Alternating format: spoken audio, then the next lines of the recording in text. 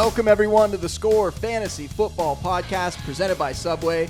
I'm your host, Justin Boone, the lead fantasy analyst at The Score, and I am joined by my co-host, David P. Woods, a man who was, I think, just as confused as I was about that Adam Gase press conference.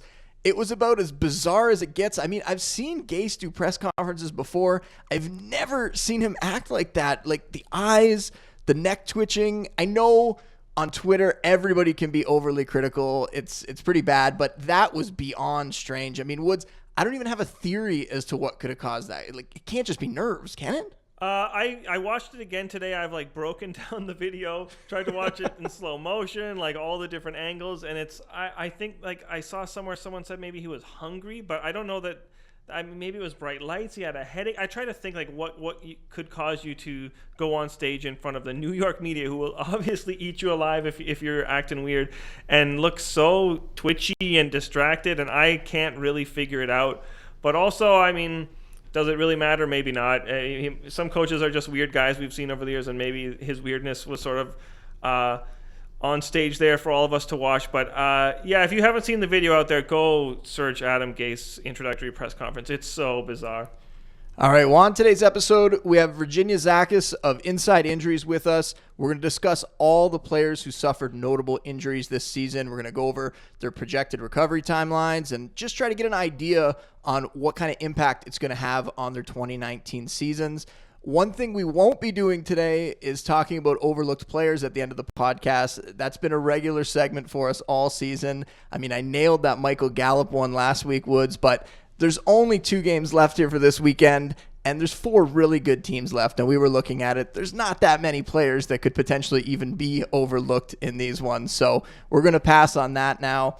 And I think overall, I'm very excited for this weekend. I mean, we're set up for 2 really, really good games, so it couldn't get much better than that.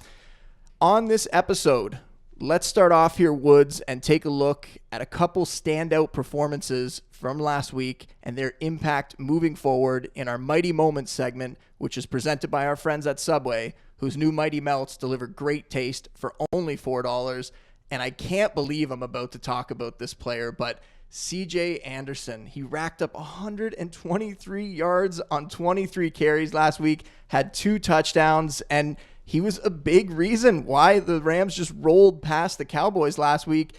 He actually got more carries than Todd Gurley did in that game. I mean, Gurley had more snaps in that one, and Sean McVay sort of said that it was just an issue with Gurley's conditioning. He had been injured late in the season there, so wasn't maybe totally ready from a cardio standpoint, but Anderson, who just looks massive for a running back, was crushing the Cowboys defenders, punishing them all game long. And with Sheldon Rankins out for the Saints this week, he's a big part of their run defense. You have to think Anderson could find some success once again. Gurley too, obviously. It's shocking to say, but C.J. Anderson, playoff hero on a team with Todd Gurley and Goff and Robert Woods and Brandon Cooks.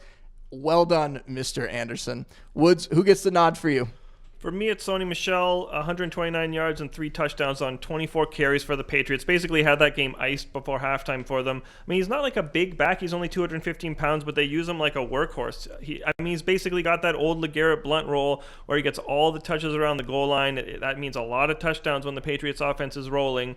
And, if you're looking ahead to this week, I think the Patriots are going to want to control that game. The weather looks like it's going to be cold, probably going to be a lot of rushing attempts. So I like Michelle this week, but I also like him sort of looking ahead to the 2019 fantasy season because I think there's more fantasy value there that we haven't seen yet out of him because I think he's a decent receiver, and they haven't really used him like that so far. I mean, James White is still the preferred option there, but if Michelle starts to work into that game a little bit too, his fantasy value is only going to rise.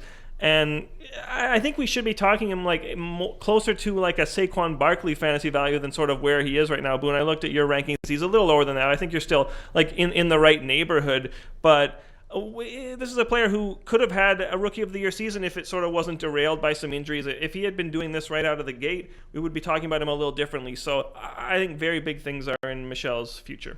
I think you are right there. All right, let's bring on today's guest, Virginia Zakas, the Director of Operations at Inside Injuries. And if you're not following Inside Injuries, you should be. They're doing great work over there. I really like their optimal recovery time metric, which I'm sure is probably going to come up multiple times today. They're located at InsideInjuries.com, and you can follow Virginia on Twitter at VZakas. Virginia, awesome that you could make time to join us today as we go over these injuries. Thanks for being here. Yeah, happy to do it. Looking forward to it. I mean, it's never fun talking about injuries, though, right? You don't want to talk about that side of the game, but it's a big part of things, especially in fantasy. I think a lot of fantasy owners can get an advantage if they know what's happening with these injuries before a lot of their competition. And I think Inside Injuries is a place that can help you with that. You know, whether it's redraft or dynasty, especially in best ball leagues, you know, they're going to start up in the spring. Knowing the rehab schedules for these guys, for the star players, you know, where they're going to be come September, it's crucial. So let's go position by position here, and we'll start at quarterback. There's definitely a couple big injuries to talk about there. The worst, obviously, is Alex Smith, who broke his leg, dealing with infection as well. He's definitely not going to be playing in 2019. And, you know, career-wise, his career could be in jeopardy from that injury. It's really unfortunate, so we're wishing him the best. What about Cam Newton, though, Virginia? He missed a few games late in the year, another shoulder injury. Before that, he really didn't look good for a couple weeks there before they shut him down. We got some speculation yesterday that it's possible he could even sit out the 2019 season. So, Virginia, where are we at with Newton? So at this point, it is possible he misses all of next season. I don't really see that happening, but I don't want to rule it out. Anytime a quarterback is dealing with a serious injury to their throwing shoulder, and especially a guy like Cam who's had a serious injury in his past to his throwing shoulder, it's a major red flag. What I don't really understand right now is why they're, continuing to wait to allow him to do additional rehab and to rest his shoulder. It's been this long. He didn't look right even early in the season. It got worse as the season progressed. So there's clearly something more serious going on here. It could be another rotator cuff tear. There could be some cartilage damage that either was from his original shoulder injury or that's gotten worse over time. It could just be another related injury, something else going on in the shoulder, but it's not good. I don't see him doing much in the off season. I'm also hoping, though, that if they do elect for him to undergo surgery, it's best obviously not to wait a few more months, because then that's just going to push everything back even further. When he originally underwent surgery in 2017, he waited until March and returned in 6 months, which is really, really quick for a quarterback coming back from a serious shoulder surgery. So if he does undergo surgery and they keep pushing it back another month or two, it's very possible we don't see him in 2019. But I'm very concerned here. And even if he does avoid surgery, his injury risk is going to be high heading into 2019. I'll just jump in here. Yeah, I just want to add for listeners that stuff, I mean, there were a lot of headlines written like Newton could sit out the season, Panthers owner says. I'm sort of trying to parse through exactly what that team's new owner said. And I think I agree. It's probably not likely that he's going to sit out the season. I mean, maybe he will, but the owner basically said, like, if it's essential to ensure Newton's long-term health, like, all options are on the table, including him sitting out a whole season. But I mean, this is a new owner to the NFL. I think maybe he's not quite prepared for the world that, like, a fairly innocuous comment like that might result in alarmist headlines all across football media. So for any Newton dynasty owners out there who are panicking and saying, "Oh no, like I'm going to be without this guy in 2019. I got to find another option," I think that's still probably unlikely. I'm curious, actually, Virginia. Do you think, like, how much more damage could he do to this shoulder, or do we know, like, if he continues to just play the rest of his career with it, like, slightly hurt, like, how much could they reasonably expect to extend his career if they said right now, like, you're having the surgery and whatever state you're at by the regular season, we're going to sit you out for a year in order to preserve you. Can you give us sort of any kind of an estimation on how that would affect things? Yeah, I mean, if he's dealing with something like another rotator cuff tear or a labral tear, he needs to undergo surgery. It's just not something, even with rest and rehab and working on strengthening that shoulder and stuff, it's not something he's going to be able to play through and have a successful career with. It would flare up a lot. He'd miss practice time. His arm strength wouldn't be very good. So if it is something more serious like that, he really just needs to undergo surgery, address it now, take however long it takes, even if it's a full year to fully recover and heal. That's what he needs to do if he wants to have a successful career. Now, the Panthers have said very little about what they think is actually going on in his shoulder. So unfortunately, we don't know too much. But again, if there's any sort of significant damage, it's not going to fully heal with rest and rehab. Surgery really is the best option. And quarterback, maybe more than any position, needs that practice time in the offseason. They need that timing down with all the receivers. And I think we kind of saw that maybe a little bit with Carson Wentz this year. He missed the end of last season. It was the second straight year that he missed time. Obviously this year, second straight year that he missed time. And it was a torn ACL last year. This year it's a back injury. It doesn't seem as serious. Virginia, you're going to be able to give us a little bit more information there. But I want to touch on both injuries because I think we really didn't see him run much this year. And I think that was probably because of that ACL injury last season. And that impacted his fantasy numbers. So first, do you think come September when he's almost 2 years removed from that injury, is he going to be more likely to run again? And then second, is this back issue anything to worry about for a quarterback? So I think at the beginning of next season, he will be more comfortable on the field. He should be fully recovered from this back injury. We're showing a 10-week optimal recovery time. No surgery planned for now, unless, of course, he experiences some sort of a setback. But it looks like he should be ready to participate some in OTAs and should be ready to go at the start of training camp. But my concern here is that this is his second pretty serious back injury. He also had an injury, another fracture when he was in college. So when you look at two back fractures combined with the ACL tear, that's pretty concerning for his long-term injury risk. And on top of a torn ACL, he also had a torn LCL, which definitely lengthens the recovery time. So it was not a surprise that he was not very comfortable moving around the field this year. I think he's going to look a lot better next year. It takes, even with just an isolated ACL tear, it takes a lot of players around a full year to really feel comfortable again, trusting their knee, getting their conditioning back, and just getting the rest of their body into game shape. I think a lot of people underestimate that. They just look at, how's his knee doing? Is he cutting? Is he looking okay? All right, he should be good to go. But it's not that simple. But again, with a normal offseason, as long as his back heals in the next, I'll say 2 to 3 months, I think he should be good to go heading into the 2019 season. I mean, similar to Wentz, Jimmy Garoppolo suffered a torn ACL, similar to Wentz last year. It happened at the start of the season, though, for Garoppolo, and Wentz was near the end of 2017, so that maybe changes things a little bit for him. And Garoppolo also isn't much of a runner, so maybe not a huge impact there. But his head coach, Kyle Shanahan, said that Garoppolo could potentially be ready for OTAs. Is that just wishful thinking for Jimmy G, or does he have a real shot to get on the field by then? Yeah, so this injury occurred in week 3, so timing is definitely on his side here. I do think it's realistic to do some non-contact work at OTAs. And as a quarterback, it's pretty easy to do non-contact work because he can still make throws. He can still, work with his receivers and stuff. So I would not be surprised at all to see him out there, as he'd be around 8 months removed from surgery. And I also think mentally it'd be good for him to just start working with his teammates, get some more reps in, start to feel more comfortable on that knee. And he also doesn't have, a concerning injury history at all. So I actually am pretty optimistic about Garoppolo. First few weeks of the season, need to kind of keep expectations in check because, again, it just takes a little bit of time to get comfortable. But I think he should have a great year next year, and his knee shouldn't be much of an issue. Well, let's hope you're as optimistic about some of these running backs. And running backs, there's always a ton of injuries. We saw guys like Kerryon Johnson and Aaron Jones miss the end of the season, but neither of those really seems that serious. So we'll focus on the ones that we think might be.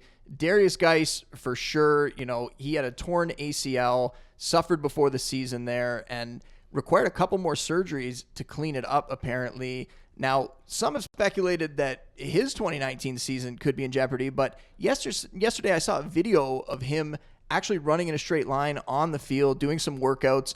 Virginia, that has to be a good sign, right? Definitely. And I even saw another video of him doing some lateral movements. Not sharp cutting or anything, but it's definitely progress. It's good to see him out there running again. He had, I believe, 3 follow-up surgeries due to an infection that lasted around 2 months. So that probably pushes his recovery time back at least 2 to 3 months. But as long as the ACL graft is still intact and wasn't damaged by the infection, which it doesn't sound like it was, he should be okay. And again, because he was hurt so early in the preseason, I actually think we could see him out there for part of OTAs. Don't think he'll do too much, but I think we'll see him out there a little bit. And then I think by the start of training camp, they should be ready to very slowly work him back. But I think they're going to be very cautious with him just because of everything he's gone through. But, the videos yesterday are definitely a good sign for his future next year. Good stuff. I mean, torn ACL seems to be the injury of choice here. Jerick McKinnon in San Francisco, he was supposed to be their starter this season, but went down with a torn ACL. That allowed Matt Breida to break out, but then Breida also played through injury, especially in the second half of the season. He really gutted it out. It was mainly that ankle injury, and that ultimately brought his season to an end a little bit early there, sent him to IR. What's the recovery look like for these guys? So Jerick McKinnon's ACL tear was a clean tear, no other damage, no cartilage damage. So roughly 9 months is a realistic recovery time for him. I think we'll see him out there at OTAs, probably not doing any sort of contact until training camp. But his recovery so far looks like it's going to be pretty straightforward.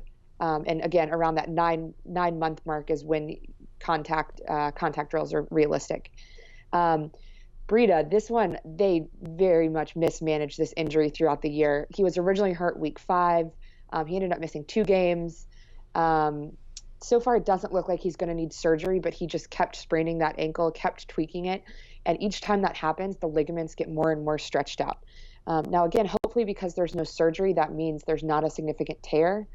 But I'm still a little concerned because he hurt it so many times that his ligaments are now stretched out, and even heading into next season, he's going to be more prone to other ankle sprains. So I think you need to approach Breida's status next year with a little bit of caution, but he should have a pretty normal offseason, again, as long as they don't decide that surgery is necessary.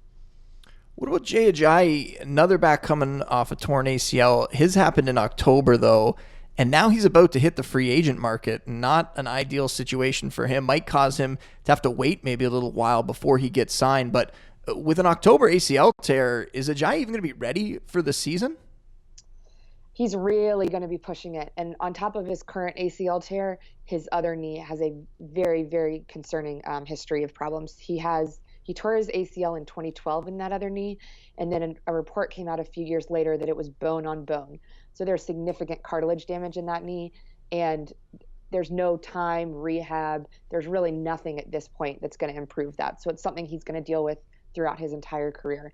Again, even before he suffered his most recent ACL tear, Ajayi was a player that, we would tell teams to stay away from no matter what they do, just because he's kind of a ticking time bomb. So it's possible he's back out there by training camp.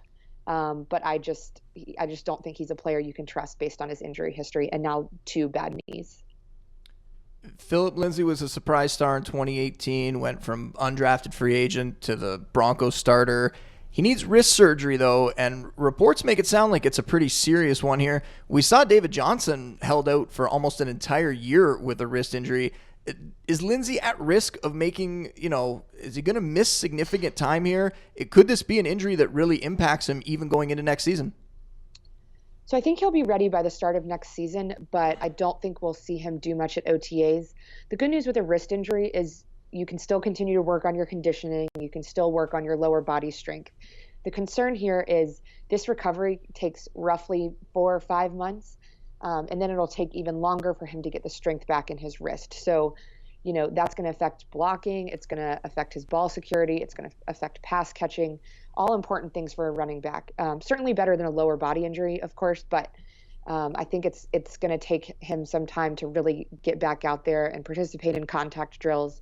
And I think the Broncos will bring him back pretty slowly throughout the preseason to make sure his wrist is responding well.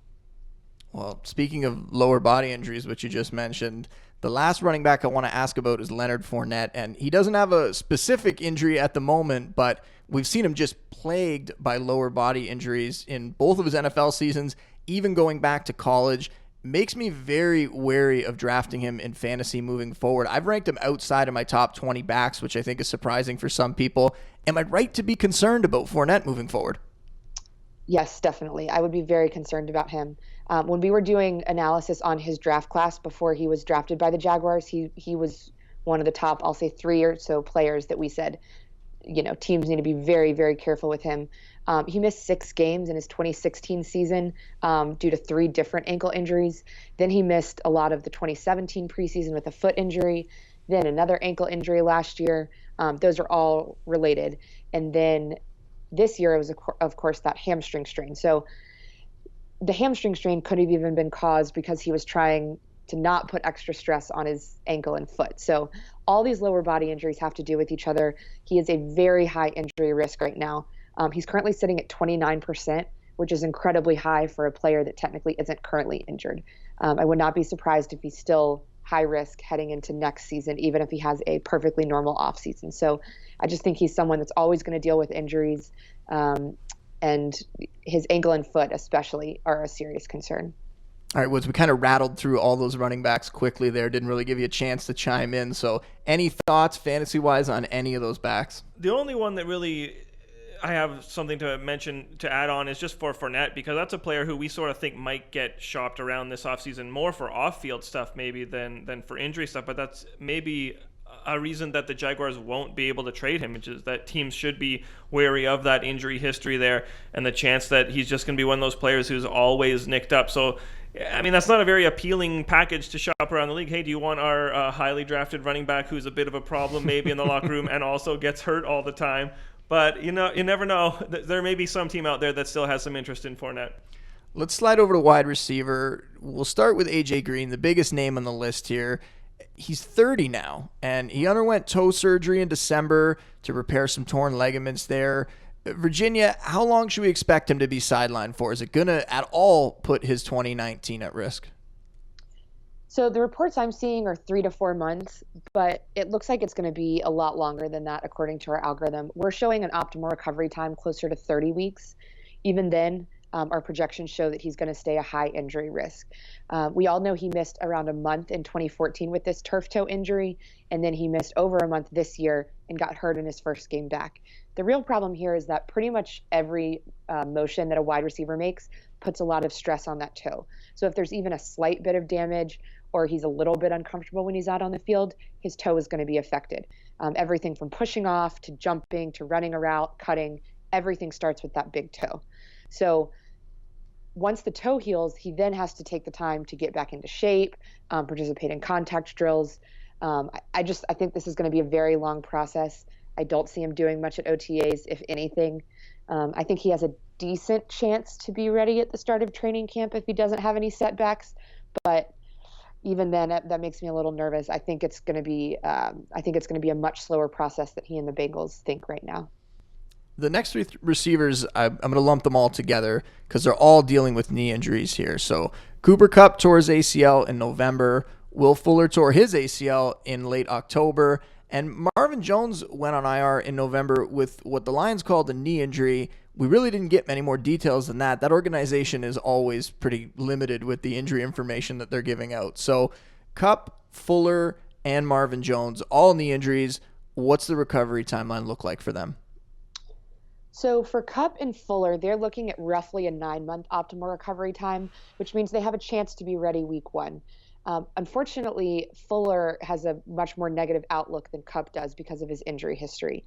Kupp, of course, did have that MCL sprain just before he tore his ACL, and I actually think that the MCL sprain might have had something to do with the ACL tear, just because he might not, if his knee wasn't quite as strong before, then he was more susceptible to suffering a serious injury like this ACL tear because he can't quite protect himself. But going forward, he doesn't really have any other concerning injuries to be worried about. It's just this knee injury. So I think he has a good chance to be ready to go. We'll probably get off to a slow start early in the season for this first month or so, but I think he can still do pretty well in 2019. Now Fuller, his ACL tear, I believe, was also a clean tear, which means, again, that 9-month recovery time is pretty realistic. But he has quite a few injuries that are still going to be concerning going forward. The most significant one is his series of hamstring strains. We already saw guys like Dalvin Cook, Darren Sproles. There are a few others this year that came back from ACL tears, and we saw them suffer hamstring injuries. Because as I said, the rest of just because the knee is healed, that doesn't mean the rest of the body is ready to go and to get out there and play football. So Fuller, having a history of hamstring strains, puts him at an even higher risk of suffering another hamstring strain or lower body muscular strain. So I'm a little bit more negative on him than I am on Kupp. Marvin Jones, his injury, they kept saying that there was no ligament damage, no damage to the ACL, and he was diagnosed with a bone bruise. I suspect the damage to his knee was a little bit more significant than that, considering he missed the final 2 months of the season. Could have been, some meniscus damage, or maybe even like a slight MCL sprain. But those things can all heal on their own if they're relatively minor. So unless the Lions drop some, breaking news on us that it really is a more serious injury, I think he should have a pretty normal offseason and will be back to normal at the start of next season. We also have Emmanuel Sanders coming off an Achilles tear. He's going to be 32 at the start of next season. It seems like this is a tough injury to come back from, and probably a little tougher at that age. Is that the case, Virginia? Yeah, he's going to be 32 next season. When you look at all the stats of players returning from Achilles tendon tears, once you get into your late 20s and early 30s, people have, statistically just don't perform very well when they come back. Normally the recovery from an Achilles tendon tear takes 10, 11, 12 months. So I wouldn't even be surprised if Sanders misses all of next season or, comes back in the second half of the year, but quickly suffers another injury, whether he aggravates his Achilles, sprains his ankle, suffers a calf strain. One of those kind of related injuries could very well sideline him if he tries to return next season. But I think he's going to have a tough time coming back and having, much success for the rest of his career. It's awful news for a player who's done so well. For tight ends, we saw a lot of big names go down this year with injury. O.J. Howard was having a breakout season before foot and ankle injuries sent him to IR. He's only 24 years old, so hopefully he can bounce back next year. We also have 33-year-old Greg Olsen, soon to be 34, and he had his season cut short again because of a foot injury. Underwent surgery, said he wants to play next year. We know foot injuries can be problematic, though, from what we've seen in the past. So how are things looking for Howard and Olsen? So Olsen really should just call it quits and shut things down. He's had multiple foot fractures. Jones fractures are very, very difficult to fully recover from. Even after having the entire offseason last year to just rest, rehab, work on his foot, he came back out and immediately refractured it. So he's now he underwent another surgery last month. And I just don't see him ever getting back to normal and really having much success. It wouldn't take much for him to aggravate his foot again, and at this point, it's probably just not worth the risk. With Howard, a little more optimistic. He didn't need surgery, which is good news. They were saying it was going to take him roughly 6 weeks to recover. We're showing a slightly longer optimal recovery time, but it's still around 8 to 10 weeks. So I think he's going to have a normal offseason. The slight concern here is it's now 2 seasons he's had problems with his ankle. So again, ligaments are likely stretched out, leaving him more susceptible to an injury in the future. But his injury numbers are already improving. If nothing changes, he's going to enter next season at an elevated injury risk, likely around 16%. So not great, some risk there. But he's still a player that I would consider putting on your fantasy lineups, just maybe with a backup plan in place just in case because of his history. But, I think he's going to be out there for OTAs and should be looking pretty normal. We talked about Greg Olsen as a veteran, maybe near the end of his career, dealing with an injury. Delaney Walker could be in the same boat, broke his ankle. If there's any good news from this one, it's that it happened in week 1, right? So once again, another guy who's going to have that extra time to heal. So how fast can we expect him to be back on the field, Virginia? Yeah, so he suffered a pretty gruesome fracture dislocation to his ankle, similar to the injury that Odell Beckham suffered last year. Unfortunately, I don't see him being ready for OTAs.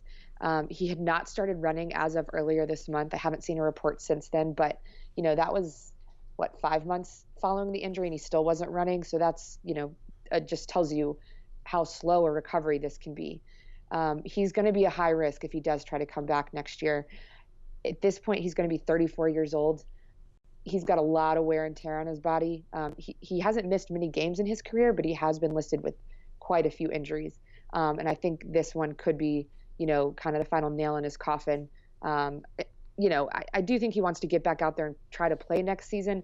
I just don't think he's going to have much success, whether it's his ankle that still bothers him or another injury that pops up that's related to his ankle.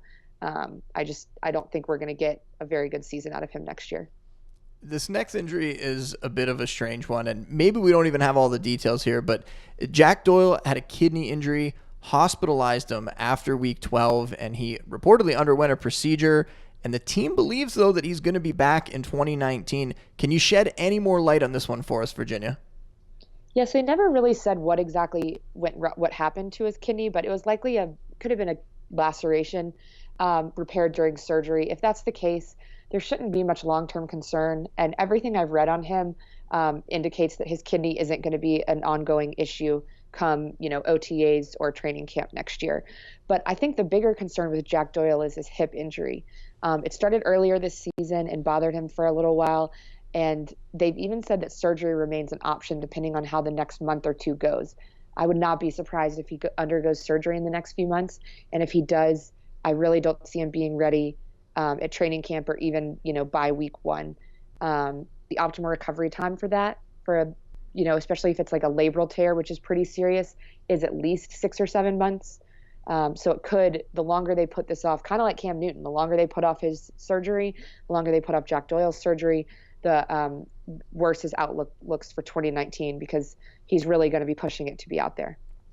Bad news for Doyle. Good news for Eric Ebron owners, potentially. I had him ranked pretty high in my early 2019 rankings, and maybe that could help justify it. I also want to ask you about Rob Gronkowski, and it's similar to the Fournette thing, not really dealing with a specific injury at the moment. Gronk's obviously a little closer to the end of his career than Fournette, we think, but just a bunch of injuries over the years. You watch him on the field now, really seems like they've taken their toll.